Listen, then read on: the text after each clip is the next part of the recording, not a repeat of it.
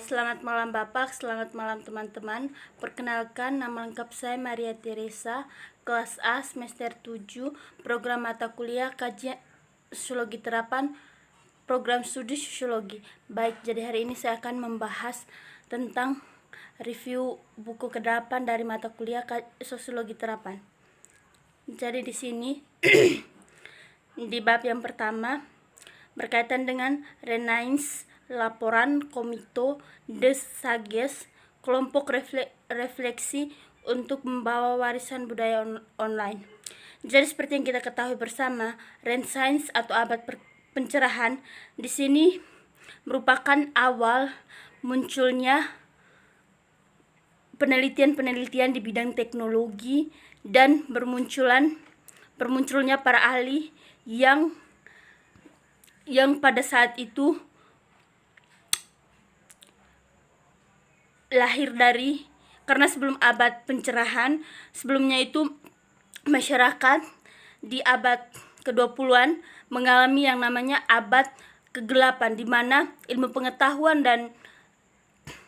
dan teknologi hanya ada beberapa pihak yang mendominasi, dan di sini untuk pengetahuan para ilmuwan tidak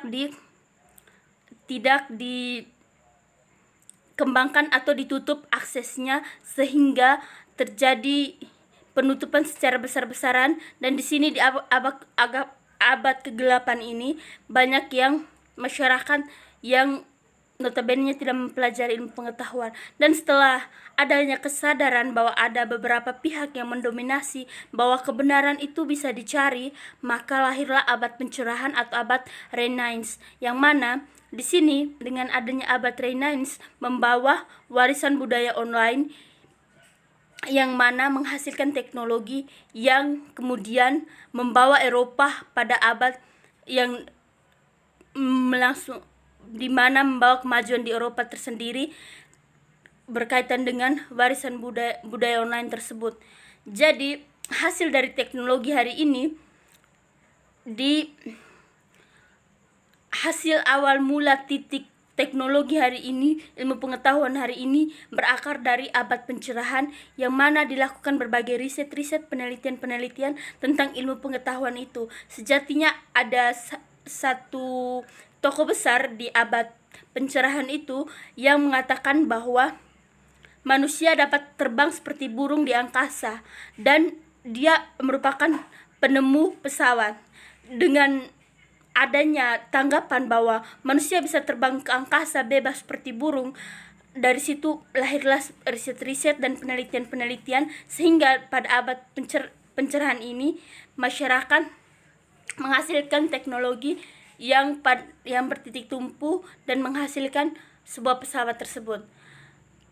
Dan di sini juga dengan adanya abad pencerahan, di mana Eropa saat itu melewati fase abad ke-8 dan memasuki fase abad pencerahan, di mana budaya online, teknologi hari ini berkembang sangat pesat di Eropa, itu merupakan hasil dari abad pencerahan tersebut.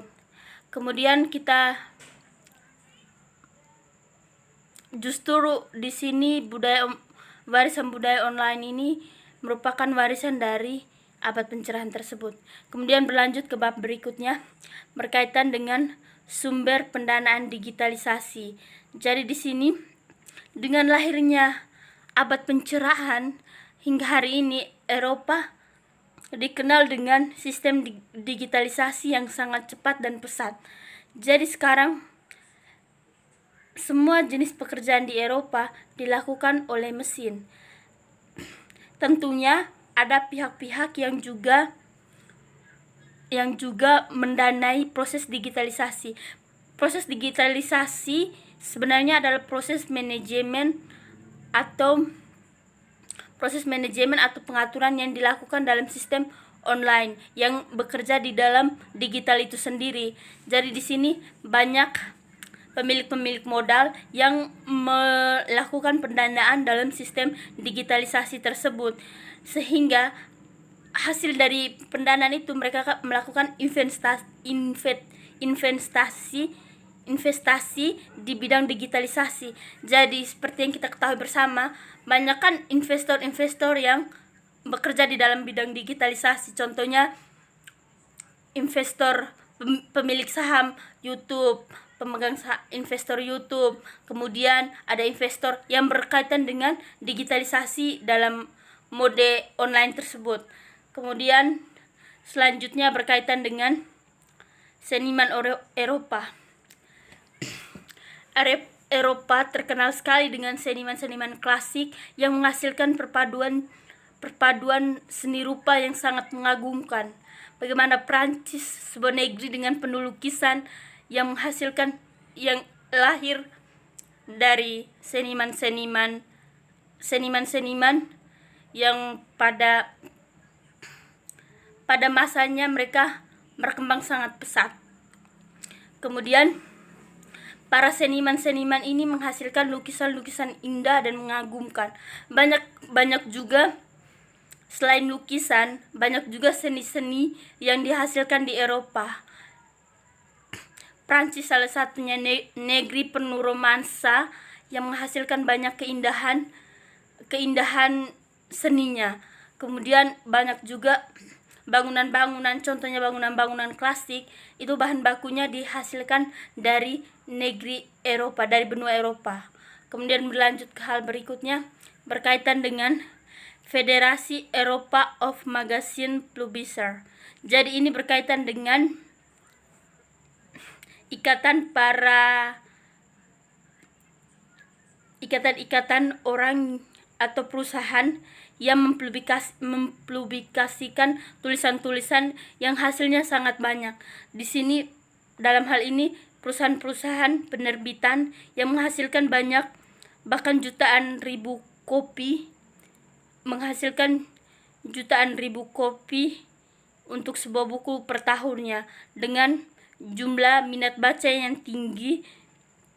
Dan dari sini Federasi Eropa menyumbang hal yang sangat besar bagi pembaca-pembaca di luar Eropa itu dan di dalam Eropa.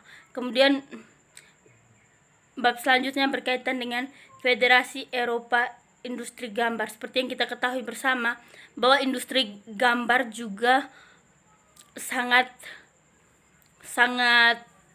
berkembang dan sangat mempunyai nilai jual yang tinggi di pasar-pasar Eropa. Bagaimana seorang pelukis, seorang seniman yang melahirkan karyanya dari hasil gambaran, dari hasil jepretan kamera maupun hasil gambar yang digambarkan, itu mempunyai nilai jual yang tinggi dan bisa menembus pasar internasional. Kemudian selanjutnya berkaitan dengan business plan. Jadi di sini dengan adanya budaya online dan adanya abad pencerahan mata, di sini ada planning untuk bisnis tersebut. Seperti yang kita ketahui bersama, Eropa merupakan negara maju yang dengan negara maju tentunya tidak lepas dari industri yang besar, dan di sini banyak sekali para pembisnis handal, pengusaha handal yang di bidangnya yang dengan caranya sendiri dapat memanage bisnisnya, dapat melihat peluang yang dilakukan, dan bahkan pasti ada rencana atau plan-plan tentang bisnis ini, bagaimana akan kedepannya dikembangkan ke arah mana. Dan mereka sangat cepat untuk membaca peluang yang ada sehingga menjadikan mereka negara maju dengan perekonomian yang sangat bagus.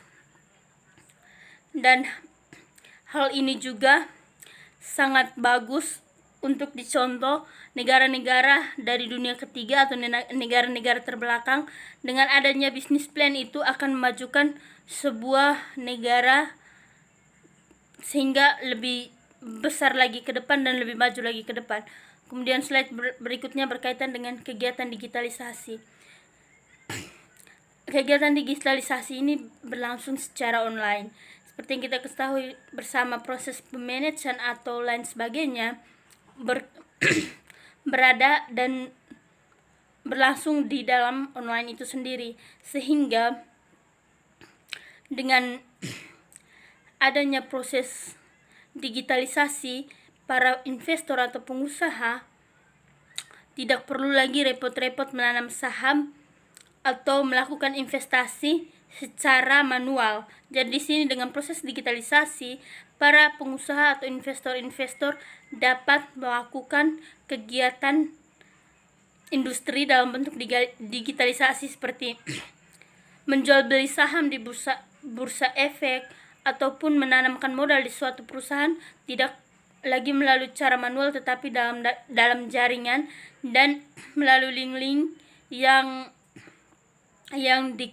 dikirimkan melalui jejaring sosial. Kemudian ketika seorang pengusaha ingin mencek harga dolar hari ini, harga emas turun atau naik, dan kemudian saham ini naik atau turunnya, dia bisa melakukan proses itu melalui proses digitalisasi.